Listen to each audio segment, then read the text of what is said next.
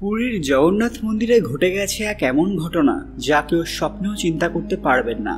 পুরীর মন্দিরের এক প্রবীণ সেবায়েতকে বরখাস্ত করে দেওয়া হয়েছে। হ্যাঁ, কারণ তিনি পশ্চিমবঙ্গের দীঘায় নবনির্মিত জগন্নাথ মন্দিরে গিয়ে কিছু এমন কাজ করেছেন, পাশাপাশি এমন কিছু কথা বলেছেন যা গোটা দেশকে নাড়িয়ে দিয়েছে। ঠিক কি ঘটেছে সবটাই জানাবো আজকের ভিডিওতে, এবং এর ফলাফল কি হতে পারে। তার আগে কমেন্ট বক্সে হর হর মহাদেব লিখতে ভুলবেন না। সকলকে আমাদের চ্যানেল পুরাণ কথায় স্বাগত। আজকে আপনারা জানবেন পুরীর জগন্নাথ মন্দিরে ঘটল বড় ঘটনা। ভিডিওতে এর আগে সবাই অবশ্যই আমাদের চ্যানেলটি সাবস্ক্রাইব করে নেবেন। এক এমন ঘটনা যা ধর্মীয় জটিলতা এবং মন্দির প্রশাসনের কঠোর নীতির মুখোমুখি হয়ে দাঁড়িয়েছে। জগন্নাথ মন্দির কেবল ওড়িশার নয়, সারা ভারতের অন্যতম পবিত্র তীর্থক্ষেত্র, যেখানে পুরাতন নিয়ম এবং আচারের কড়া শৃঙ্খলা বজায় রাখা হয়। এই মন্দিরে সেবায়েতদের জীবনধারা পর্যন্ত নির্ধারিত, এবং তারা বাইরে অন্য কোনো মন্দিরে পূজা বা প্রতিষ্ঠার মতো আচার অনুষ্ঠানে অংশ নিলে তা অনেক সময় নিয়মভঙ্গ হিসেবে ধরা হয়। দীঘার নতুন জগন্নাথ মন্দির, যেখানে এই সেবায়েত যোগদান করেছিলেন, সেটা স্থানীয় স্তরে বড় করে উদযাপিত হলেও পুরীর জগন্নাথ মন্দিরের চোখে এটা ছিল অনুমতি ছাড়াই এক ধর্মীয় হস্তক্ষেপ। অনেকেই মনে করছেন এটা শুধুমাত্র একটি প্রতিষ্ঠা অনুষ্ঠান নয়, বরং ওড়িশার গর্ব জগন্নাথ দর্শনকে পশ্চিমবঙ্গে প্রতিষ্ঠার প্রয়াস, যা ওড়িশা বনাম বাংলা সংস্কৃতির মধ্যে নীরব প্রতিযোগিতা বাড়িয়ে তুলছে। देखिए, हमने जब से सेवा किया है और हमारा परंपरा से हमारे पूर्वजों से ये सुनते आए हैं हमारा, और कोई भी आप शास्त्र देख लीजिए, स्कंद पुराण देखिए, नारद पुराण देखिए, नीलाद्रि महोदय देखिए, उस सारे इसमें उल्लेख ये है।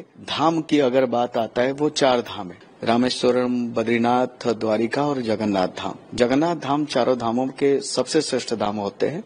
মন্দির প্রশাসনের মতে একজন সেবায়েতের দায়িত্ব কেবল জগন্নাথের সেবায় নিবেদিত থাকা, এবং বাইরে অন্য কোথাও প্রতিষ্ঠা করলে তা বিশ্বাসের সংকট তৈরি করে।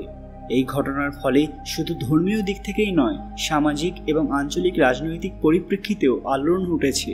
কিছু মানুষ এটাকে অতিরিক্ত কঠোরতা বলে মনে করছেন, যেখানে একজন সেবায়েত তার ধর্মীয় জ্ঞান ব্যবহার করে অন্যত্র ধর্ম প্রচার করেছেন মাত্র। আবার অনেকেই বলছেন এই নিষেধাজ্ঞার ফলে মন্দিরের মর্যাদা রক্ষা পেল, কারণ এর মাধ্যমে বোঝানো হলো জগন্নাথের সেবা কোনো সাধারণ ধর্মীয় কাজ নয়, এটি একটি বিশেষ দায়িত্ব এবং বিশ্বাসের সঙ্গে যুক্ত। ওড়িশা সরকার কড়া সুরে জানিয়ে দিয়েছে যে দীঘা মন্দিরে জগন্নাথ ধাম নাম ব্যবহার করা চলবে না। ওড়িশার মুখ্যমন্ত্রী মোহন মজিহি এক চিঠিতে পশ্চিমবঙ্গের মুখ্যমন্ত্রীকে অনুরোধ করেছেন যেন দীঘা মন্দিরের নাম থেকে ধাম শব্দটি বাদ দেওয়া হয়। পুরীর গজপতি মহারাজ এবং ইসকনের হস্তক্ষেপ দাবি করা হয়েছে। জানা গেছে যে এই ব্যক্তি দাবি করেছিলেন যে মন্দিরে ব্যবহৃত দারু অর্থাৎ পবিত্র কাঠ ছিল পুরীর নবকলেবর অনুষ্ঠানের অতিরিক্ত কাঠ, যাতেই শুরু হয় বিতর্ক।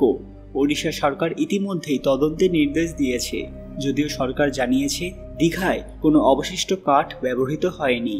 তবুও মহাপাত্রের বক্তব্য পুরীর ঐতিহ্য এবং পবিত্রতাকে প্রশ্নবিদ্ধ করেছে।